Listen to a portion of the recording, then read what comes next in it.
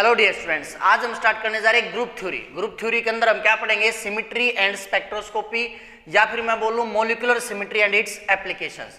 इससे पहले कि ये यूनिट हम स्टार्ट करें, मैं आपको इसके लिए रेफरेंस बुक भी बता देता हूं कि अगर आपको और सेल्फ स्टडी करनी है, इसके लिए आपको रेफरेंस बुक दो बता रहा हूं मैं आपको। पहली रेफरेंस बुक है KL कपूर की फिजिकल वॉल्यूम 3, KL कपूर की फिजिकल वॉल्यूम 3 मैं आपको रेफर करूंगा।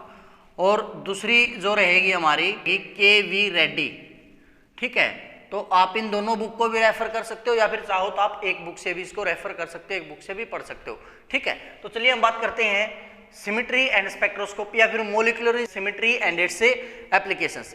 ये शिक्षा ही जीवन का आधार मित्रों, शिक्षा से तुम कर लो सारे प्यार मित्रों। अनपढ़ता का दुख से भारा, शिक्षा लेरी गेल गुजारा। शिक्षित कर लो गुण बासारा, मन में लो इबदार मित्रों। ये शिक्षा ही जीवन का आधार मित्रों। इससे पहले कि हम इसको स्टार्ट करें, भी ग्रुप थ्योरी आप डायरेक्ट कभी भी नहीं सीख पाओगे, चाहे आप कितने ही इंटेलिजेंट हो। अगर आपको बेसिक नहीं पता है तो आप ग्रुप थ्योरी नहीं पढ़ पाओगे। तो 2-3 वीडियोस के अंदर मैं कोशिश करूंगा कि आपको लगातार जो है बेसिक जल्दी से जल्दी कंप्लीट करा करके, जो एग्जाम के पॉइंट ऑफ व्यू से क्वेश्चंस पूछे जाते हैं MSc के अंदर या नेट के अंदर, किस टाइप से क्वेश्चन बनता है हमारा, या फिर आप ग्रेजुएशन में है अगर है, हालांकि ग्रेजुएशन लेवल पर बहुत कम आता है ये, ज़्यादातर तो MSc फर्स्ट ईयर में आता है फिजिकल केमिस्ट्री के अंदर। तो सबसे पहले हमें पता होना चाहिए मॉलिक्यूलर सिमेट्री होती क्या है। तो सबसे पहले हमें पता होना चाहिए मॉलिक्यूलर सिमेट्री होता क्या है।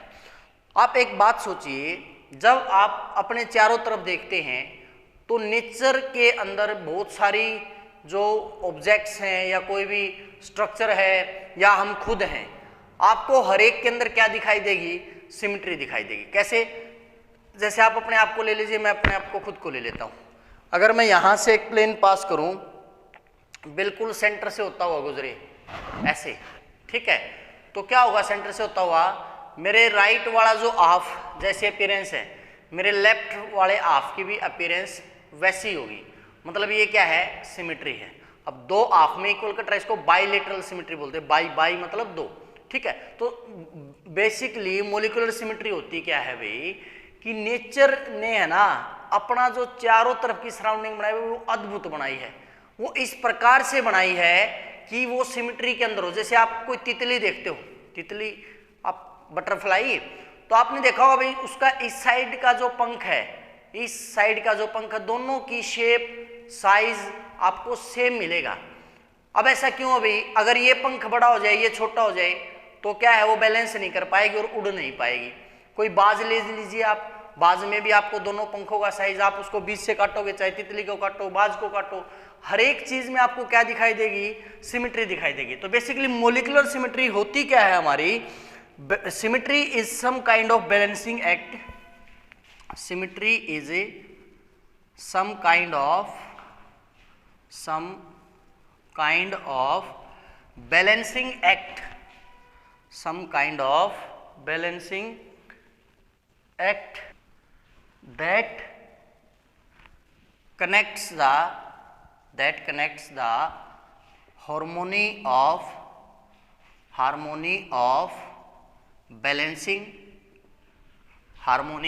a balancing force। आ गया ना भाई? जो किसके ऊपर काम करता है? एक प्रकार से बैलेंस करने का काम करता है फोर्स को। मतलब क्या हुआ इसका भाई? मतलब ये बैलेंस करने में काम आती है सिमेट्री जो है। जैसे कि मैंने आपको एग्जांपल बताया भाई, आप किसका एग्जांपल ले लीजिए? किसी भी बटरफ्लाई का एग्जांपल ले लीजिए, ठीक है। कोई भी बटरफ्लाई जो है, आपको दोनों पंख उसमें क्या मिलेंगे? बराबर मिलेंगे, ठीक है। अगर हम उस चीज को बीच से काटेंगे तो हमें क्या दिखाई देगी? उसके अंदर सिमेट्री दिखाई देंगे, ठीक है। तो उसी प्रकार से जो पंख अगर नहीं होते भाई, मान लिया पंख जो है वो क्या नहीं होते? Not in proportional way, not in a proportional way, तो फोर्सेज क्या नहीं हो पाएंगे? बैलेंस नहीं हो पाएंगे। एक साइड ज्यादा फोर्सेज हो जाएंगे, एक साइड कम फोर्सेज हो जाएंगे।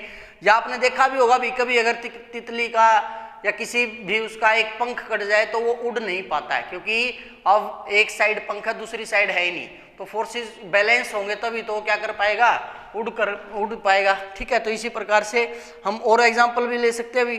ठीक है, या फिर इसी का आप एक पंख छोटा कर दो एक बड़ा कर दो, उस टाइम पर भी ये क्या नहीं कर पाएगा, उड़ नहीं कर पाएगा। ठीक है, तो नेचर में आप कोई भी चीज देखें, हर एक चीज ऑलमोस्ट आपको किसके अंदर दिखाई देती है, सिमेट्री में होती है। ठीक है, इसी प्रकार से और एक एग्जांपल ले लीजिए भाई, आप बचपन में जब छोटे थे तो आपकी मम्मी आपके लिए पराठे बनाती थी, तो पराठा कई बार भाई 3 कोणों वाला पराठा बना देती है मम्मी, कई बार 4 कोणों वाला पराठा बना देती है।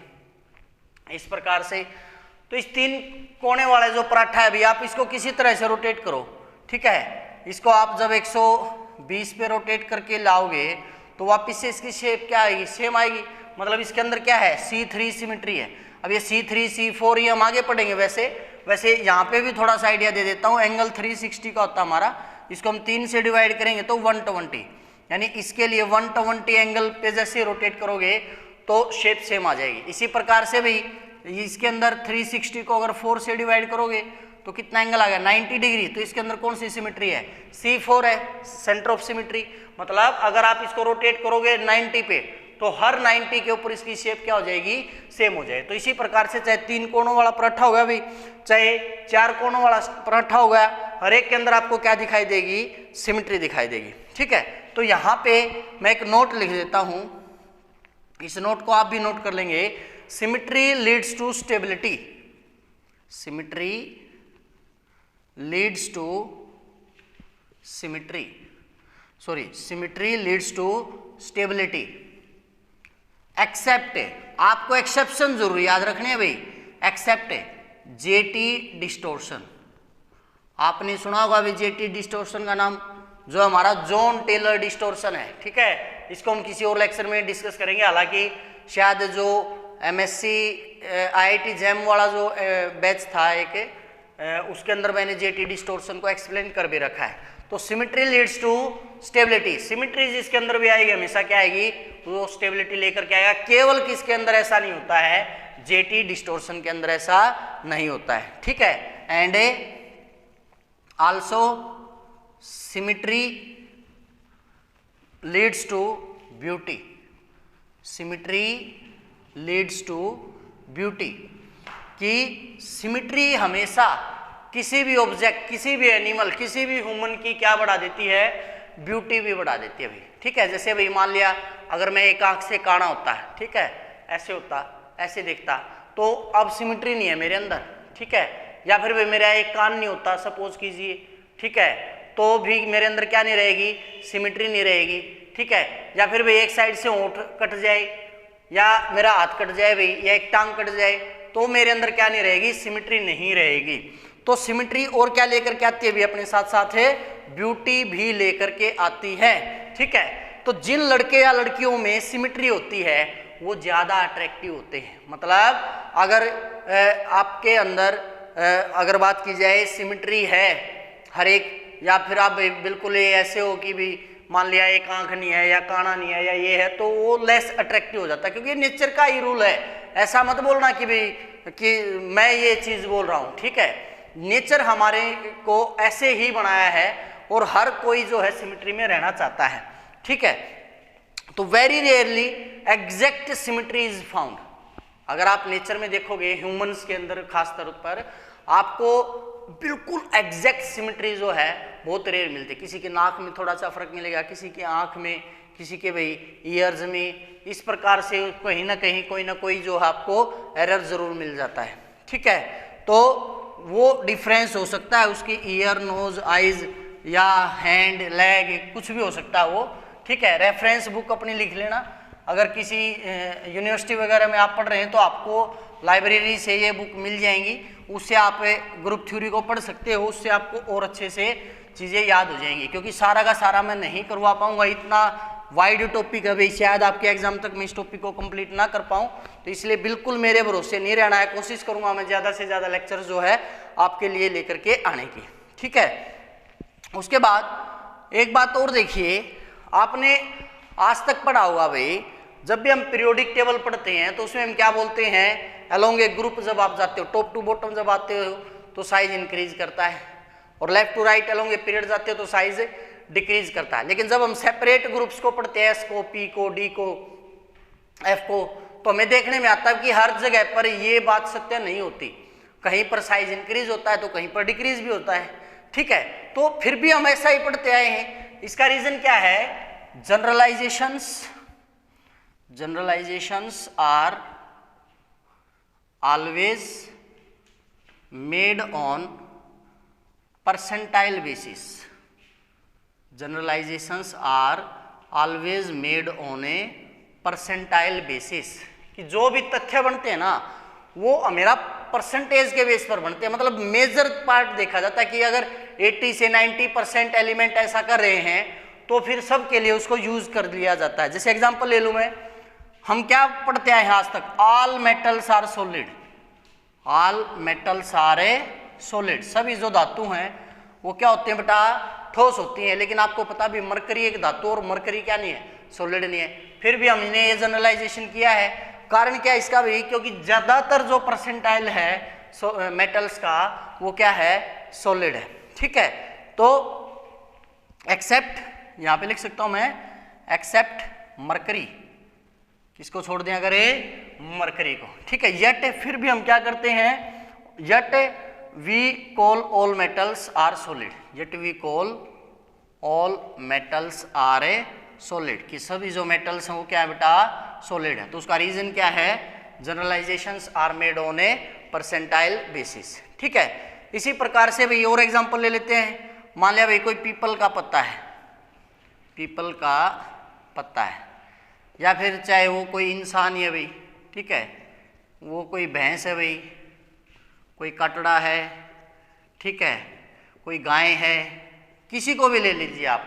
ठीक है, अगर आप उसको सेंटर से कट करते हुए जाओगे तो आपको उसके अंदर सिमेट्री दिखाई देगी। तो इनके अंदर आपको क्या दिखाई देती है, बाइलेटरल सिमेट्री। क्या दिखाई देती है, बाइलेटरल सिमेट्री। बाइलेटरल यहां से दिखाई दे रहा है, बाई का मतलब क्या होगा भाई, दो, और लेटरल साइड लगा लीजिए।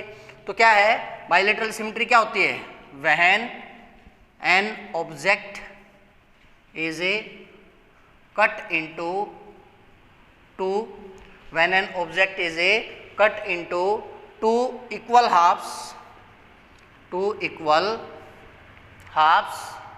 and a mirror image of each other, and are a mirror image of each other।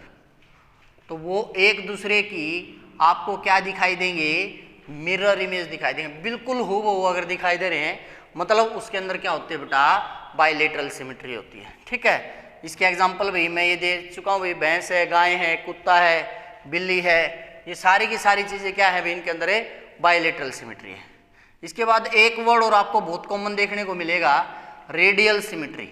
बहुत कॉमन आपको मिलेगा क्या, रेडियल सिमेट्री।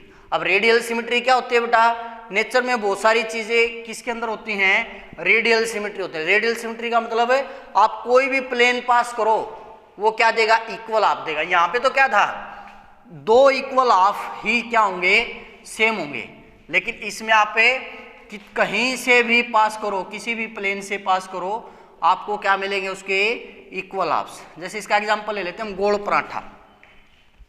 क्या ले लें भाई, गोल पराठा। आप इसको चाहे कहीं से भी कट करके देख लो भाई, आपको हर जगह से क्या मिलेंगे, इक्वल हाफ्स मिलेंगे। कहीं से भी काट लेना, कैसे भी काट लेना, ऐसे काट लेना, ऐसे काट लेना, ऐसे काट लेना, ऐसे काट लेना, लेकिन वो सेंटर से पास होते हुए जाना चाहिए, तो आपको क्या मिलेगा, बिल्कुल इक्वल हाफ्स मिलेंगे। इसी प्रकार से आप गोल पराठे की बजाय भी सर्कल बोल लीजिए, वहां पे भी आपको क्या मिलेगी, रेडियल सिमेट्री मिलेगी। ठीक है, तो हमेशा हम क्या कोशिश करते हैं कि कोई भी जो ऑब्जेक्ट हो वो किसके अंदर होनी चाहिए, सिमेट्री के अंदर होनी चाहिए। इवन अगर आप देखोगे, अगर आप किसी बच्चे को भाई 6 रसगुल्ले और 1 गुलाब जामुन दे दोगे, तो वो उसको कैसे अरेंज करने की कोशिश करेगा कि रसगुल्ले एक साथ हों और गुलाब जामुन अलग से हो।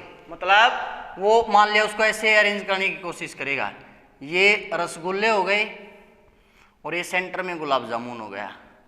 इस प्रकार से तो हेक्सागोन बन गया, ये भी क्या है अपने आप में एक सिमेट्री है। तो इवन चाइल्ड, जब आप छोटे थे भाई, बचपन में कोई घर वगैरह बनाते थे, कोई प्लेन बनाते थे, तो आप हर एक चीज को इमेजिन करके देख लेना भाई, आपको हर एक चीज क्या मिलेगी कि आपको उस टाइम ये नहीं पता था सिमेट्री क्या होती है, लेकिन फिर भी आप कोशिश करते थे कि हर एक चीज जो हो किसके अंदर हो, सिमेट्री के अंदर हो। जैसे भी आप कॉलेज में लेक्चर्स लगाते हो तो आपको सिमेट्री दिखाई देती है। कैसे? जैसे आज आपका फर्स्ट लेक्चर फिजिकल का है तो कल भी आपका फर्स्ट लेक्चर फिजिकल का होगा, परसों भी, उससे नेक्स्ट डे भी।